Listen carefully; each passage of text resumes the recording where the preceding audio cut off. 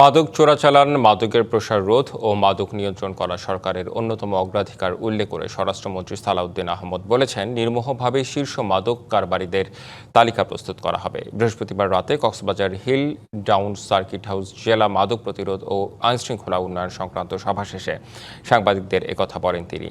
মাদক পাচারের রুটগুলোতে যৌথ বাহিনী বা স্থানীয় বাহিনী সমন্বয়ে ক্যাম্প স্থাপনের সিদ্ধান্তের কথা জানান স্বরাষ্ট্রমন্ত্রী। আরও বলেন, সমতলের পাশাপাশি নদী ও সমুদ্রপথে মাদক চোরাচালান ঠেকাতে নৌবাহিনী ও কোস্টগার্ডের টহল জোরদারের জন্য নির্দেশনা দেওয়া হয়েছে। এছাড়া টেকনাফ, উখিয়ার জেলে ও নৌযা নিবন্ধনের সিদ্ধান্ত নেওয়া হয়েছে। এতে মাদক চোরাকারবারিদের চিহ্নিত করতে সুবিধা হবে। নির্মোহভাবে শীর্ষ মাদক কারবারিদের তালিকা গঠন প্রস্তুত করবে।